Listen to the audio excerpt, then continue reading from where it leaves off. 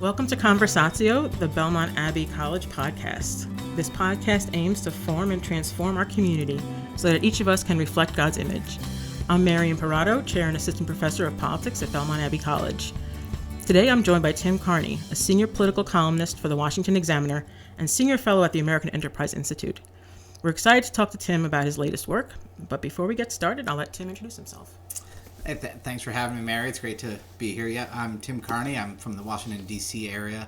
I am a father of six and a Catholic convert, or revert, I guess. I was baptized and became a Catholic. And my latest book, which I think we'll be talking about, is called Alienated America. It's about the collapse of community. I'm also working on a book about parenting, about why it seems harder, why millennials don't seem up to it. And obviously it's connected to the same themes as Alienated America, which is community, church, and to some extent anthropology, what the human individual is and should be.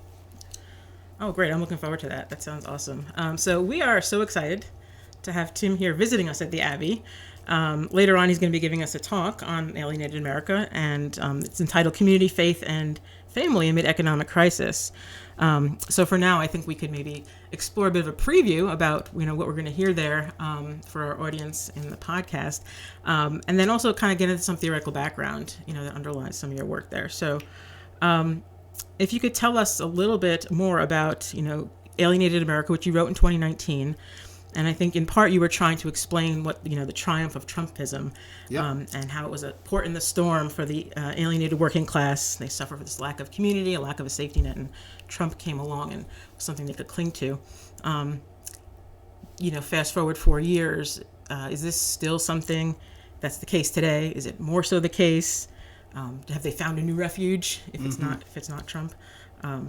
Yeah, so if you could just kind of get into that. Well, so again, you mentioned I'm a journalist, and so I'm better at identifying problems and trying to articulate them than solutions. And I think in some ways that's why the story of alienation and Trump was a fitting one to tell. It basically started when Trump said the American dream is dead. And his very first thing, when he came down the escalator, gave his speech, before the way he set up the first time he said make America great again, he set it up by saying the American dream is dead. And when I started going to Trump rallies, including right here basically, Rock Hill, South Carolina, what I found resonated. I asked people, I said, what's non-great about America? And I wanted, as a D.C. guy, for them to get into policy. To be like, well, it's our immigration policy, or it's our trade policy, it's our wars, it's our corporate welfare, the sort of stuff that I spend day in, day out, or I spent day in, day out writing about. But the answers were all, at first they seemed to me sort of airy. It was, one guy was like, we used to walk down Main Street in our hometown on Memorial Day, and the Boy Scouts and the Little League teams would plant flags in the cemetery. And I was saying, what does this have to do with a presidential race? And then bit by bit, I realized that that's this view that the American dream was dead, did not have it was definitely tied up with economics, but it did not simply have an economic explanation. That we had to understand culture, that we had to understand, we had to think about things in a way that the political class, and frankly a lot of the voters themselves, were not used to thinking about things, which was not the government, not the individual, but the intermediate institutions, what we belong to. And I called on Robert Putnam, Bowling Alone. I called on Charles Murray, Coming Apart. Hillbilly Elegy came out in the same time by J.D. Vance. And all of those things made me realize, okay, the story, it wasn't the story that Trump was telling, was the collapse of community, but that was a phenomenon he was tapping into with his stories about the American dream being dead, that people didn't belong to stuff, they didn't feel connection, they didn't have the human level safety net. Yeah, and I would venture to guess that to this class of people, the American dream is still dead, and maybe even more with rising inflation. And here we are in Gaston County, and just kind of going around, people complaining constantly about, you can't be on the grocery store line without people saying to the cashier, oh my goodness, that used to be like half the price, right? Inflation and the situation with wages not really keeping up. So is it more so the case people are feeling it more that the American dream is dead? And are they going to is Trump still the standard bearer? Well, so the part of the complication is that, again, I'm, Washington, D.C. We look for actual policy solutions to problems. And there were things Trump did that helped. There were things he didn't try. There were things he tried and were thwarted. And the fact is that, a tariff is going to, bring some manufacturing back here, but to what degree is that manufacturing being done by robots instead of people? And how long will it take for after new jobs come back to really build what is the scaffolding of the good life? And that's part of the argument that I make in Alienated America, and why I didn't put a shuttered factory on the front, I put a shuttered church, which is to say that when the domino of the factory falls, what really leads to the human suffering is the collapse of civil society. Restoring the factory, even if it came with jobs, it takes a long time for that to rebuild into a community. Communities require predictability. They require, I'm going to have this job. If I'm going to buy a house here, this job is going to be here for a long time. So I think that some of Trump's rhetoric of this is easy, we're going to fix it, a tariff is going to bring back the job, left this implication that he was going to be able to quickly bring back the conditions that made life good in 1968 outside of Pittsburgh, or in Hickory, North Carolina, when there was all the good factory jobs there. And so, no, I don't think working class life is better today than it was in 2015. I don't think any one president is going to be able to help. I certainly think that inflation is sort of a particular dagger for the working class for all sorts of reasons. And I'm not an economist, but we all sort of know that it's easier to adjust to these things if you're in a white collar job. If there's not that it's easy for me and my family to afford eggs for 6 people, but we can argue and lobby for a raise in a way that a guy in a working class job doesn't have that clout. Yeah, no, exactly. So I want to think about sort of the response to this a little bit. I think we've seen conservatives in the past sort of double down on libertarian solutions, like, self-reliance, individualism, small government. Big government's the problem. And it seems like you're advocating something that's almost sounds like a Hillary Clinton, it takes a village approach, right? Are you like that's a one socialist? One of the chapter titles is It Takes a Village. But yeah, and so individualism seems to be part of the problem, and so you're breaking away from something that on the right has been a go-to, for many years, that we have to be rugged individualists. So it's really interesting, and I'd like to write or read a great history of individualism since 1945, because the Cold War was framed in a lot of ways as communism versus individualism. I think ISI, who brought me here, the Intercollegiate Studies Institute, used to be the Intercollegiate Society of Individualists. You should double check that, but that's a story I was told by ISI people.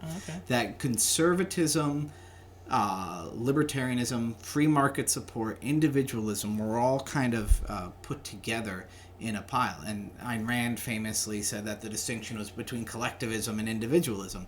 And that's a distinction I totally reject. And that the way I put it is, I think what's become very evident is that the enemy of the state, if you're against socialism, the answer is not the individual, it's civil society. And so that's where I'm coming down and saying that, individualism is a word you can define 100 different ways.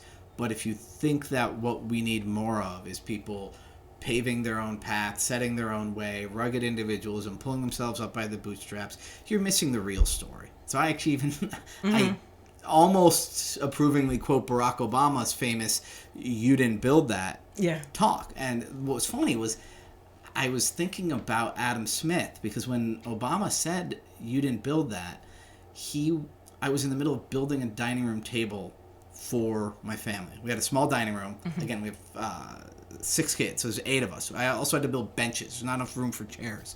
And when I finally built it, my friends were like, "You did build that." But then I just thought, I did not per Adam Smith, make the nails or the screws. I certainly did not make the power tools. DeWalt made those. The YouTube videos, the hours and hours I watched, etc.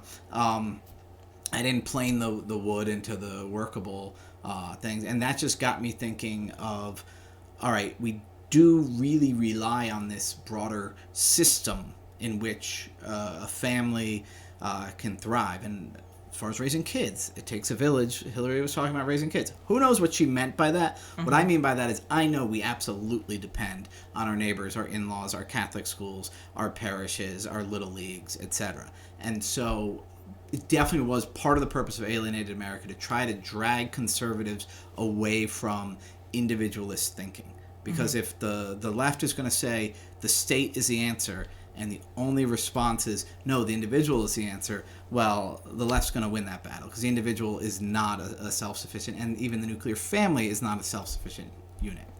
Yeah, and I think, like, in a way, both solutions, either collectivism or individualism, both rely on the atomized individual, right? Because the socialist solution is the state in relationship to the atomized individual and with no intermediaries, right? Like sort of totalitarian society. And neither of those, right, are and workable that's solutions. Tocqueville laid that out so clearly. I mean, my favorite negative review of my book was somebody saying, if you've read Tocqueville and if you've read Charles Murray and if you've read Bowling Alone, then all that Carney really adds is some Irish pubs and some churches. I was like, you know what? I'll take that. No, but that, and my colleague at AEI, at American Enterprise Institute, Yuval Levin, he says the hyper-individualism and over-centralization are two sides of the same coin.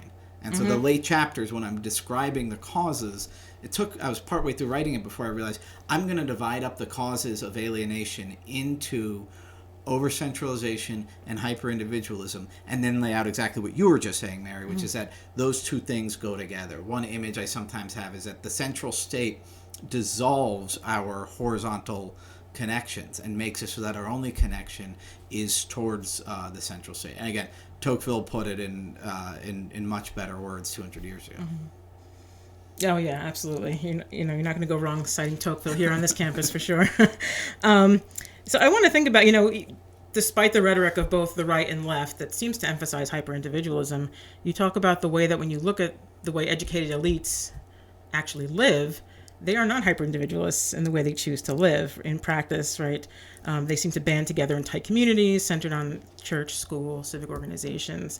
And so is this an elite that it's saying, community for me and not for thee? To what extent are the elites to blame, for their maybe lack of solidarity?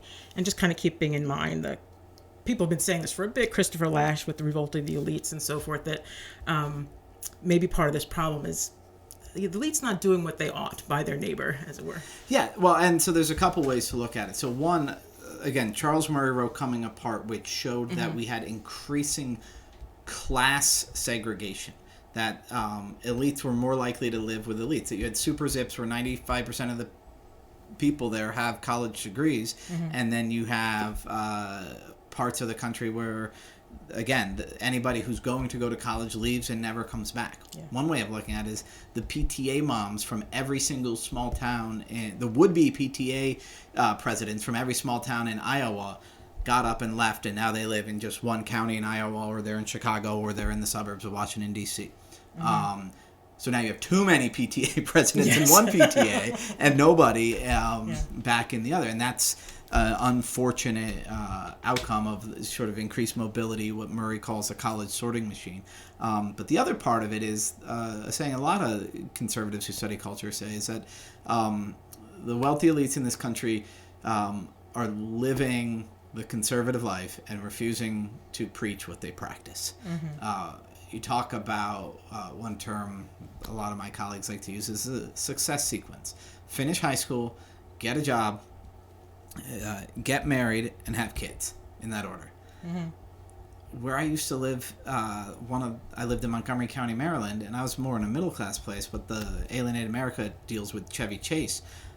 Very wealthy, very educated, very Democrat, Hillary country. Everybody there, basically, is married with kids, and then they go ahead and they coach Little League. They're living the life that they're practicing what we're preaching. They're just not preaching it. The interesting thing since I wrote Alienate America is as more millennials are coming of age and you look at what shows up on the op-ed pages of the Washington Post and the New York Times, you do see the people who probably were raised, they belong to a choir and a volleyball team, and now they're writing columns where they really are preaching a kind of left-wing individualism. There are columns in praise of divorce every month in the New York Times. Yeah. There's pieces about how, woman writing about her kids never ever mentions that she has a husband, lamenting that she's, quote, mooching childcare from her mother-in-law. It's like, you're not mooching childcare. The extended family is now part of your life. But the idea that either the state or the market have to provide all goods, that's obviously an atomized mindset. So I do think that in my age of Gen X and the older generation of the baby boomers, you really did see the elites living that community-connected life. Probably most of them still are. It's just the majority of them that have a column in the Washington Post or the New York Times are really trying to hold on to that. I will live a life where I'm totally autonomous, never dependent on anybody else.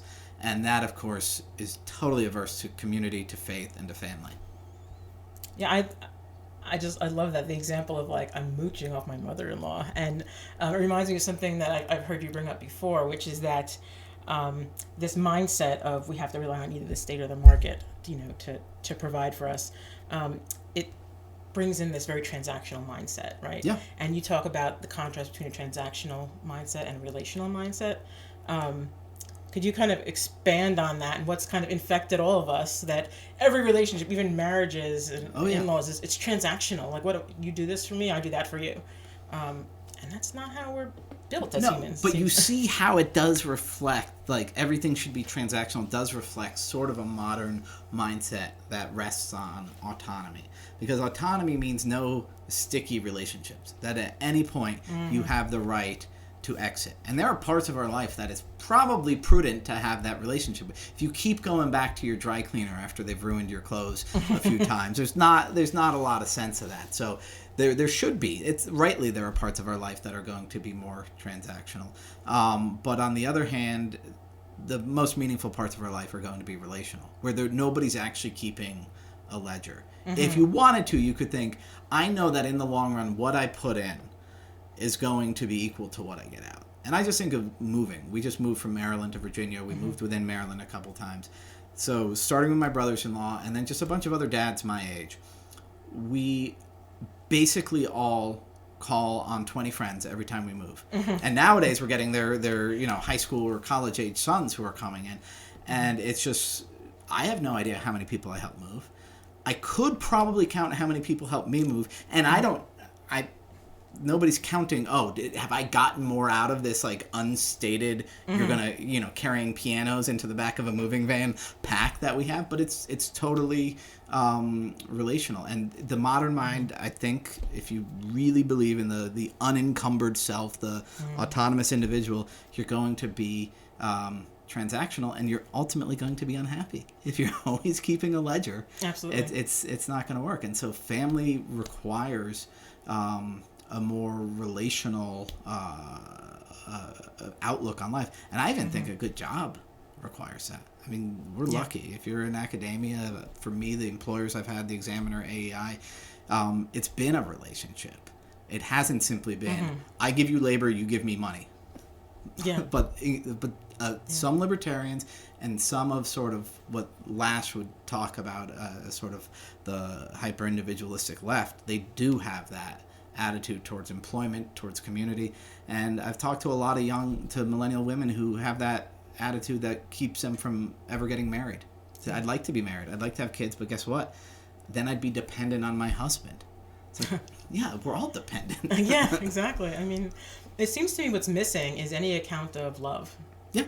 Of charity, caritas, And it's like, my son once said to me, he's 13, And he was like, Mom, you do so much for us. How can I ever pay you back? And I'm like, well, I like the sentiment, but it's not transactional. You're never going to pay me back, and it doesn't matter. I don't count the cost, right? I love you and I give freely, and even if it hurts, and you never even think of it that way. But I guess in his mindset, he's got this little individualism thing going on now, being a teenager. Yeah. That's when you're supposed to be over individualistic as a 13-year-old boy, I think. Yeah. Yeah, but there's no accounting for love, right, and gift of self, and all this sort of impoverished, I think. But where do we get that from? And I think you have the dilapidated church on the building, but well, so I mean, I'm arguing that I think there is something natural to the accounting mindset, to the transactional mindset, and a Christian view of the world makes it easier to accept the relational mindset. Mm-hmm. Now, I don't know if this is right. I'm not an anthropologist, but I do think that the idea of, I mean, just when you started saying, how can you pay me back? Well, you can't. Like, immediately you think of Christ's sacrifice for us. And it's like, okay, we can't earn this. We simply cannot earn this. And so the idea of doing a transaction goes out the window. And so that's one possibility, is that we naturally want to do some sort of fairness, which is inborn, makes us want to do an accounting, and then at some point some wisdom comes to us or some revelation comes to us and says, no, that's not going to work out. Yeah, that's not how the world works. I guess for those who are transactional minded, can you make the case for community? And by that I mean, when you're speaking, on the ledger, it seems like globalization, the market economy, gives you higher profit margins for your investors, greater efficiency. It seems like it's good for the overall economy. A rising tide lifts all boats. But in the face of that, you're saying it's not so great, right? Like, community matters. What is the value in dollars and cents on community and building community? Seems like these benefits are kind of intangible. Well, what are the costs of not having it? Yeah, so I wrote the book with lots of sociological data, a lot of economic data. So David Autor was the economist who looked at the trade shocks of what happened for a place that was part of America that was really dependent on manufacturing. And then when China entered the WTO, how did that affect certain places? And the sort of classical explanation of what's going to happen is, the jobs that were in manufacturing when they're exposed to trade with China are going to slide over into slightly lower equilibrium of service sector jobs, and that the offsetting gain from the consumer will be greater than the loss from these individuals. And then you go into these parts of the country and you see that they didn't slide into slightly lower wage equilibriums. They collapsed. And these are where the deaths of despair are. And so this was an economist, again, David Autor, who sort of pointed to, if you were when China entered the WTO, if your factories were competing with them, you have more deaths of despair, more drug overdoses, more suicides, more alcohol-related deaths. And so that was a story that to me was like, okay, here's a way to, it's not just me telling some sad story from a bar outside of a shuttered factory. It is that, but it's saying this sad story from a bar is actually statistically measurable. So a good part of what I try to do is find the way to tell these human stories that are easily ignored by economists and say, actually, no, you can point out that this is a real phenomenon. So we could say, yeah, this is what you estimated the cost to Uniontown, Pennsylvania was going to be from this competition with Europe or China, and the costs were greater than that. So please, let's learn a lesson from that. And to me, the lesson, because I'm a conservative, is that dramatic, rapid change to complex systems is going to have lots of unforeseen consequences, and on net, those are going to be bad. I think that's what makes me a conservative. This is why I don't like the new rules in Major League Baseball. All sorts of things, and that's a lesson that I think increasingly economists and some sociological studies are able to start to put a figure on. If I was to try to make a case to somebody who is just a bean counter about the value of community, I would just say what community, by providing stability for families, increases human capital and helps people, keep their stuff together, preserve their human capital, and helps them make better contributions down the line, and that the economy cannot replace family and community as far as that preservation, and not even preservation, that cultivation of human capital.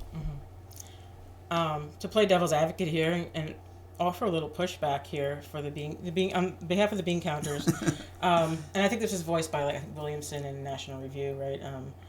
The idea that, well, the problem here is, and the reason the collapse happened, is that you're dealing with a bunch of people who are like sad sacks. Like, they don't want to help themselves. What's wrong with these people?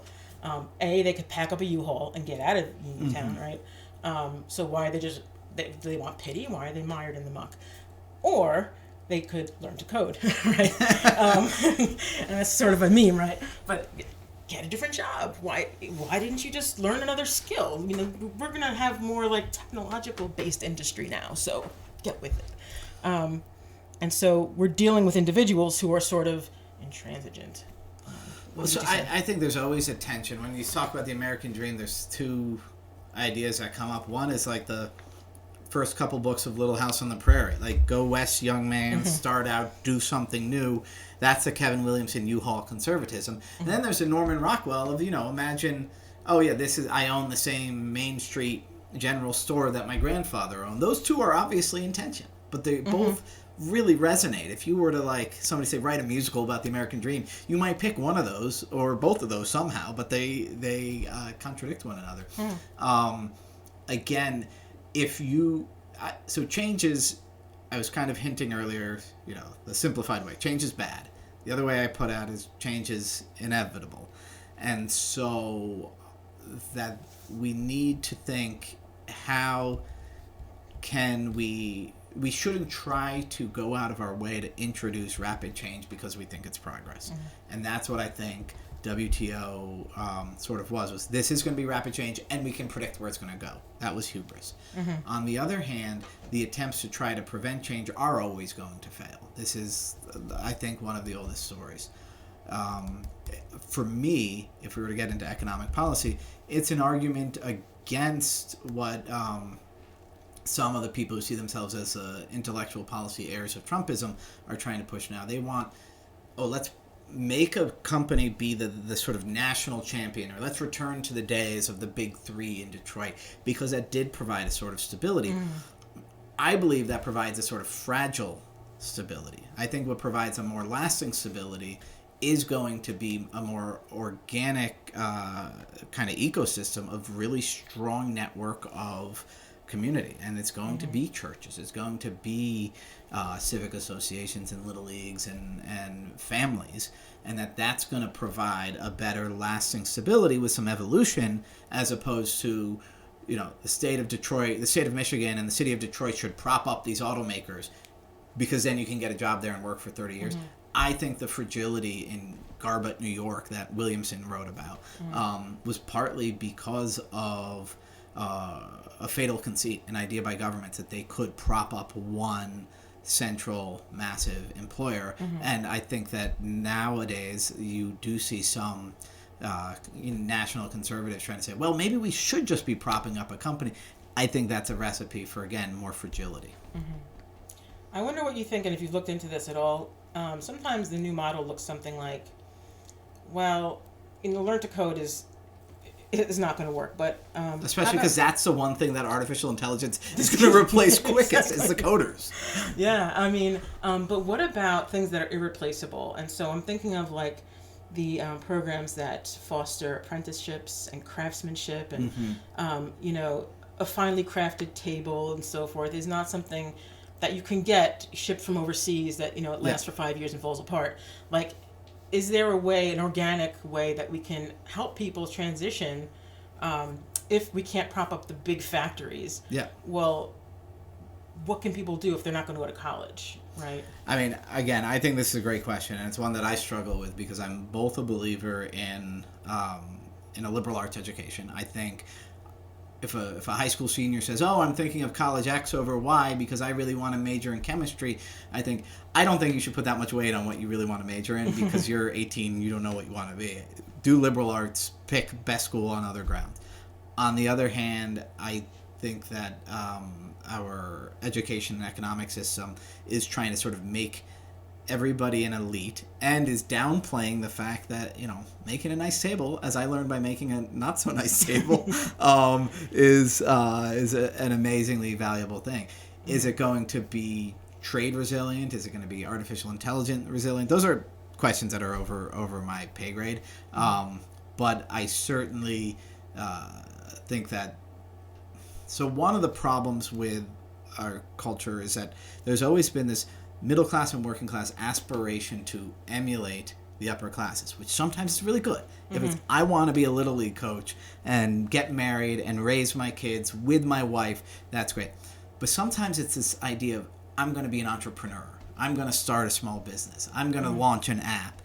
And it's, I don't want my kids to be doing manual labor. Is another one of those ideas. Yeah. Oh, well, my kid's going to be like that guy who wears a tie and graduated from college and works in an office. I think that could really end up being an error, is where naturally our middle class and our working class sometimes look to the elites and aspire to it, and that could be a mistake that's dragging a lot of people away from the sort of jobs you're describing. There are lots of colleges, there are lots of nonprofits, there are lots of high schools who are trying to point themselves towards you're going to use your brain together with your hands. It's going to be a job that's, not going to get you on CNN or anything like that, but it's going to be honest work and people are going to pay for it. And I don't know which of those are going to work. We want as many of those to bloom. I hope they do work. Yeah. No, I'm really enthralled, excited about those different ways of thinking about things, because it seemed like the solution was always okay, free 2-year college for everyone. And maybe college isn't for everyone. You know, it doesn't have to be. That's not the definition of the American dream necessarily, right? Yeah. So kind of broadening opportunities for people in that way. Okay, so I want to kind of push back here from, you mentioned national conservatives and the line from the New Right. They would say that material and economic conditions do matter, and material and economic conditions are stacked against the working class. And if we're asking them to form families, to get it together, to participate in communities, to join organizations, especially in the climate where their wages are low and inflation is high, we need to help them out in some way and incentivize the things we want them to do. So we need more pro-family policy, where we incentivize family formation, encourage stay-at-home moms, and things like, relief from crushing student debt isn't a bad idea, or relief, in overpriced housing, all those problems that people face in forming a family. So is this a part of the puzzle, right? Do we need to kind of get the economic substrata right before we can tell people to start forming communities? I don't want to say before. The causal arrows point in both directions in all of these things. With social conservatives, and I'm one of them, but I would find myself trying to, if somebody said, well, a strong community needs strong families, I would say yes, and vice versa. Strong families need strong communities. Strong economies, or strong communities need strong economies, yes. And actually, that I think is true vice versa too. After Alienated America, I wrote a piece called The Tale of Two Michigans, and I compare Western Michigan, Grand Rapids, Holland, Michigan, which show up in the book as these places where these Dutch Christian Reformed communities become extremely strong, extremely tight-knit, versus the Detroit area. Both of these places just utterly collapsed when the Big Three went down. And in both of these places, there were a lot of unemployed men. And years later, when businesses wanted to come into Michigan, hey, look, a lot of unemployed men, let's hire them up. What did they find in Detroit? They found broken families and deaths of despair. And what did they find in Western Michigan? They found people who kind of had their lives together even if they were down on their luck. Why? Because Western Michigan was largely built around churches and tight-knit communities, and the smaller city in Grand Rapids, and even smaller one in Holland, Michigan. And so I think that showed how great civil society, to use the economist term, preserved human capital. I would say, people kept their stuff together more if they had, strong churches, strong communities. And so the economics, the way I would put it is this: the ability to weather economic downturns is greatly aided by strong communities. So then the question you're asking is related but slightly different. Okay, if you're starting from a really low wage, how do you, from a really low rate, high unemployment, lack of reliable employment, which really matters, how do you juice that? And then the related question, do you subsidize families more and that kind of thing? What I would say is, if you do, we can agree on all the problems. I think that central government solutions often undermine themselves. I was talking earlier about making a fragile economy by propping up one big employer. I think that with a lot of the data that I'm looking into for my next book, I like a child tax credit the size we have, probably a little bit better by folding in the money that's going to other benefit programs. After it gets past a certain point, it really starts promoting unwed parenthood, which is not going to build resilient societies. I like a little bit of discouraging work. If your money, too many conservatives are like, oh, well, this is going to discourage work. Well, if discourage work means dad is going to now only work 40 hours a week, that's good. If it means mom is now going to quit her full-time job, or dad's going to quit his full-time job and be home with the kids more, that's really good. But at a certain point, and nobody's going to know where ahead of time, you go too far in that sort of thing. So where I absolutely agree with the national conservatives is that promoting strong families should be something that our benefit programs are aimed at. Not just helping the individual not starve, but promoting strong families and strong communities. And what I would also agree is the economy is not a good in itself. It's a tool that should be used for human advancement. I think that's just Catholic teaching. I just always come out much more skeptical than a lot of other people that a central government program can accomplish its stated ends without backfiring. Yeah, I had this conversation actually with a student of mine. I'm teaching research methods in politics, and we're looking at a lot of empirical data. And his project is on why people choose to have the number of kids they have. And he's finding that it's not really correlated with income, really, right? And there's other things that influence people's decision to have children. How close grandma lives is right. Yeah. And so I was mentioning, some of these pro-family policies that have been touted as being so effective in Hungary. And he says, people maybe are having more kids and the birth rate's got an uptick, but he says people are also, those programs are incentivizing people to enter into families and form relationships in a hasty sort of way, such that their divorce rate is skyrocketed. Oh, really? That's what he was saying. And I was like, I hadn't thought about that. But, it seems like your point then is it's not just a matter of it's economically incentivizing people, but also what does family mean? What does marriage mean to people, right? And where do they get the idea that marriage is indissoluble? Well, from the churches, right? Where do they, and it's almost like they have to have these values too underlying it to go along with the pro-family policy. That you want, the person who says, I really want to marry this girl, I want to have kids, and right now I can't afford it because my job's just not stable enough. We want to help that person. Yeah. But is there a policy solution that helps that person without then creating other unintended consequences? And that's where I'm skeptical. Again, what I'm arguing in my next book is we need a child tax credit, fold in a lot of the other benefits, increase the child tax benefit. Anything that's currently a daycare subsidy should, be just turned into cash. And if you want to pay for daycare, do that. If you want to quit your job, do that. If you want to, build a in-law suite so grandma can move in, do that. To stop sort of, there's a big push now to say the only right model is 2 full-time incomes and full-time daycare, and that I think is harmful and stupid because a lot of people don't want that. The vast majority of parents say at least one parent dialing down, probably 2 parents dialing down the number of hours they work is the optimal way to care for kids. And so some cash would do that. Would too much cash create bad incentives? I think our history with welfare shows that it can do that. That's really interesting because when you think about the daycare situation and the subsidies for daycare, so often, I've talked to women who say that, well, both myself and my husband work, and we're going to take the hit in terms of paying for childcare and food and all the rest of it, because the combined income is just enough more, right? Yeah. That it makes sense for us to be paying full-time daycare.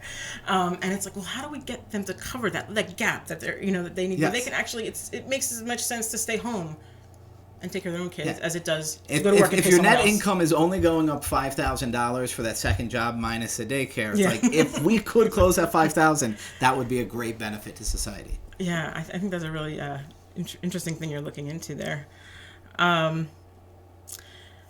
So here's another thing. So you're saying, and I think we both agree on this. It's about churches. It's about, especially you said church attendance, not just religion's important to me, but church attendance matters.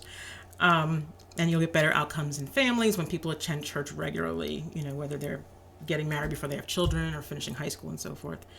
But here's a question I have for you: will any church religion do? Will any church solve the problem and provide the community you need? Presumably the Church of Satan doesn't fit the bill, right? Are there some religions whose beliefs are better at inculcating solidarity? Well, yeah. I think there's one religion whose beliefs is better overall, and that is why I'm a Catholic and not a Unitarian Universalist. But what I saw in Alienated America was baffling, and I saw there was a course here that was called, The Theology of Culture. And I thought the most interesting questions on Alienated America that I didn't know the answer to was kind of the culture of theology. It was, why do the Dutch Reform have such good sociological outcomes? And why do the Mormons have such good sociological outcomes? And I always thought, why can't Catholic parishes be as strong on average as these? So, this is the Christian Reformed Church. They're not Dutch like Mennonites or whatever. These are people whose great-great-great-grandparents came over from the Netherlands. And so there's a Christian Reformed Church, the Reformed Church of America. That's Western Michigan, Oostburg, Wisconsin in my book, Sioux County, Iowa. And then the Church of Latter-day Saints. Again, these are the places that have the best outcomes. Their theology on sort of good deeds could not be more different. Like, LDS teaching is your good deeds help you get into heaven. And the Calvinist roots of these Christian Reformed churches are, that obviously there's nothing you can, that they really downplay the importance of works. Yet both of them really do the work, so to speak. They really build strong communities. I think that there are, and then the Orthodox Jews that I write about in my book, either from my neighborhood in Maryland or my next book from Israel, they do an excellent job of building these communities. I could easily point to some of the more the Hasidic Jews on being isolated from society in a way that I think the average Catholic teaching or LDS teaching would not do. I could point to problems, I think, in LDS, which is that they think everybody is called to marriage and parenthood, which we definitely don't think. Right. Because we have priests. My wife's family is involved with Opus Dei. They have numeraries. Lots of people are called to lives of celibacy, and I think that's important to building strong families, strong community, not being the sort of thing that can be oppressive. So I'm dodging your question because I don't know enough about this, but I will say that looking at modern Orthodox Jews, Dutch Reform in America, and Latter-day Saints in America, those are the three that have succeeded in building strong communities that support families and can produce elites that are pro-education, that are turning out the kind of people who can come out and be your next college professors, your next public intellectuals who are coming out of these strong communities. Interesting. I just wonder, like, they're somehow, it seems to me, able to buck the tide, as it were, right? If, let's say, certain structural elements of our society, such as individualism is a universal solvent, they manage to, whatever their belief system is, they manage to weather that, to have an antidote to it.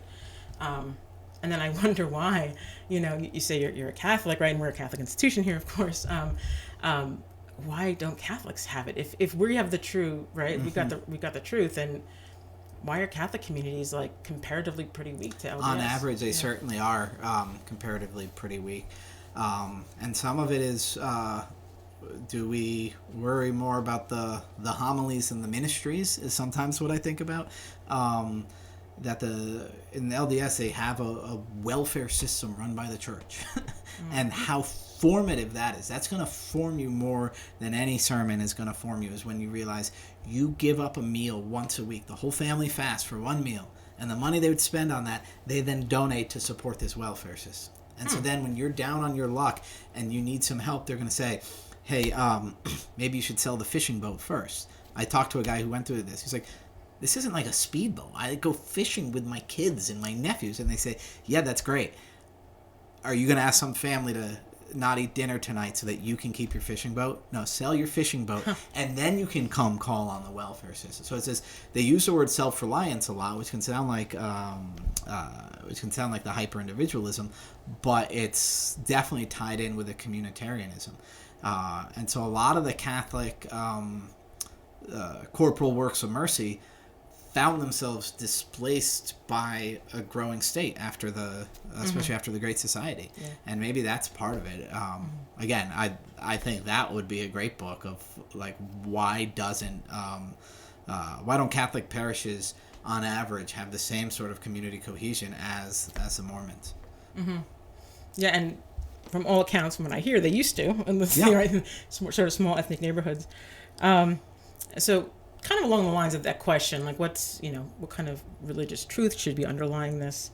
I tell my students that behind every political philosophy, there has to be an anthropological viewpoint, right? So you always ask, what is this author's view of human nature, right? And so I think it's great that you asked that, because nobody asked me that. So yeah.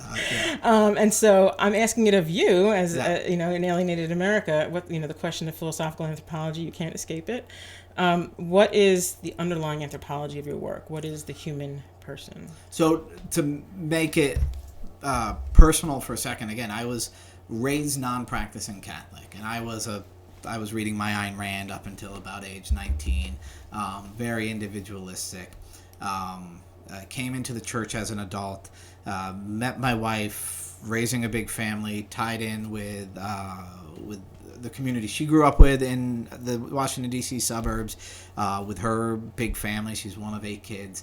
Mm-hmm. And while writing Alienated America, it was the first time I'd done lots of reporting. You'd go out to a bar in western Pennsylvania, to a shuttered factory in Indiana, and written the stories as like, here's how policy affects normal people, but never really tried to dive into it on the personal level. And it was while working on this book that I really realized how I saw myself and other people as just fundamentally interconnected and made for sacrifice. For I used to say we're made for work and love, but that was imprecise. It was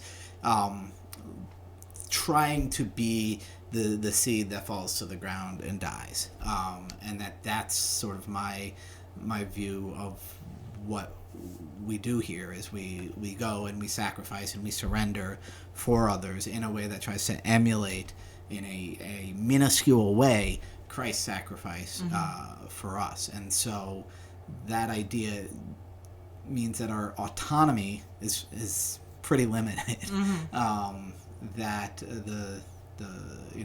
we are encumbered, we are connected, we do depend on others, and that the more that we foster that dependence and that dependability, the more that we're living life according to human nature. Aristotle also really formed my view of the human person, just how shaped we are by habit, and that virtue really is a life where you have good habits, and that it's an exercise and that you require other people to exercise. Now, my wife sometimes say that I'm just writing a book for extroverts, and that maybe we don't need as much interaction, but that really is my view of the human person, is that we are completed by sacrificing ourselves for others.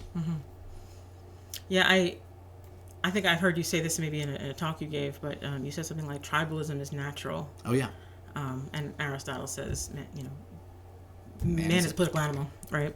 Aquinas says man is a political and social animal, right? But the unencumbered self is a fiction, essentially, right? Yep.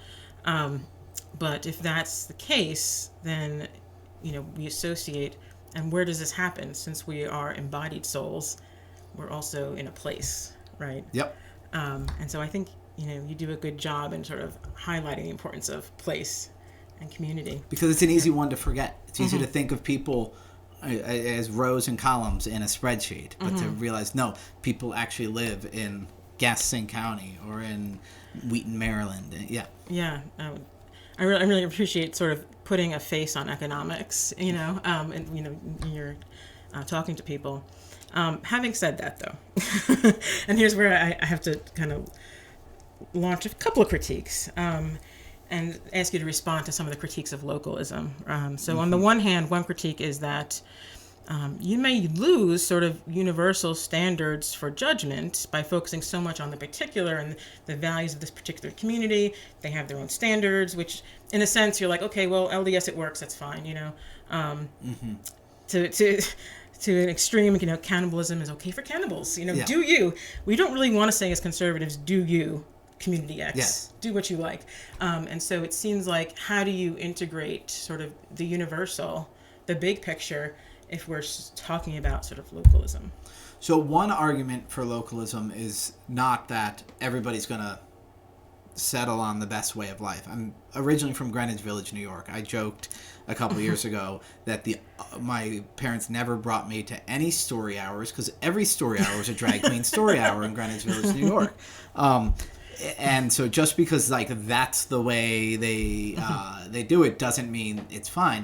What the prudential argument for localism to some extent would be, we're bound to mess up if we try to meddle with somebody else doing something in a way that we think is wrong. Either there's a chance that we're wrong and they're doing it right. I wouldn't say that about Drag Queen Story Hour, but if as far as some local custom or that kind of thing, I think part of the argument in Plato's Republic is that there's a large range of local customs that all can point towards a happy human nature.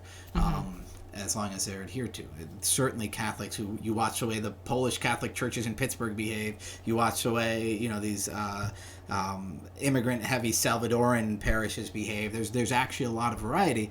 Is one better than the other? Maybe, but trying to make them uniform would actually do more harm than good. So that's kind of a prudential argument that for within bounds, saying you do you, is that trying to stop somebody from doing it as they would create more harms than good. And so certainly I'm privileged with being a journalist and a guy who goes on podcasts and gets to speak on campuses. And so I can say, these things are right and these things are wrong without having to go ahead and try to mess with somebody else who I think is doing something wrong. And so what I argue at the end of Alienated America about the localism that sort of Tocqueville laid out and that kind of thing is that what makes us strong is that we belong to lots of different things that have different rules of the road. And it creates a sort of social peace that, back in Maryland, I had the Stained Glass Pub, which, despite the Catholic name, was not the most Catholic place in the world. And I had St. Andrews, my parish. And what was okay in the Stained Glass Pub was not okay in St. Andrews, and what was normal in St. Andrews was not normal in the Stained Glass Pub. And so to have these different sets of norms allowed for a social peace. And that would be one of my main arguments for it, was that trying to keep everybody living the right way through some central power is going to undermine a social peace. And I think it's a huge problem that we see today, where I don't think the average American thinks that way. I think everybody thinks there's basically one way to do things. And so once gay marriage became legal everywhere, the idea that a baker should be allowed to say, oh, well, I'm not going to make your wedding cake. I think the American public actually is on the side of the left going after that baker, because they say, no, we just decided as a whole that gay marriage is I think I'm going to be a pretty strong defender of localism, but not alongside of relativism. Not saying however you do it is fine, but by saying this is the right way to do it, and if you're going to do it a different way, I'll leave you alone. Which is different than saying any way you do it is fine. Yeah, I mean, I think that's a super important distinction to be drawn there, right? Like Aquinas talks about the first principles of the natural law are immutable and they're universal and they apply everywhere. But in secondary precepts, we can differ, right? Yep. And so, like, you know, the goods of life and health and preserving life and procreation and educating young and seeking the truth about God, living in community, these are standard for everybody, right? And so if what you're doing is violating the natural law, well, then that goes, you know, that's not just let your community do you. Yes. But if you have, you know, a more specific way of, you know, I don't know, redistributing wealth or something like that, it's not necessarily the case that that's part of the natural law. You have to do it the same way everywhere. Yeah, so the other part about localism, though, that I want to get to is that it seems like the local is limited in its capacities to change larger structural problems that maybe are baked in the cake in political order and which actually serve to undermine community. And so, you know, if we like the idea of solidarity and community and focusing on the common good, it seems that the liberal political order, and this has been the argument of people like Patrick Deneen, the liberal political order, it sort of dissolves the very thing that it relies upon, right, that we say it relies upon, which is these sort of small platoons that are like, you know, building community and helping us all thrive.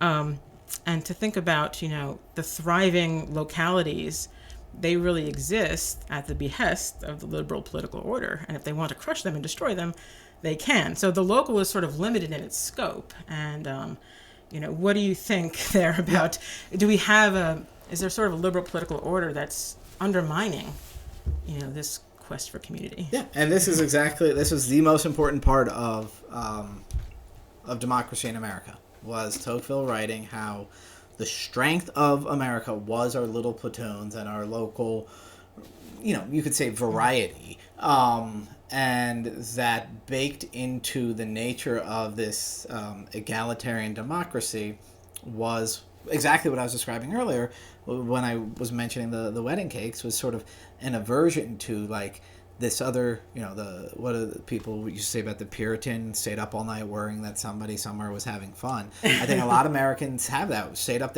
worrying that someone somewhere is, you know, doing something in a different way.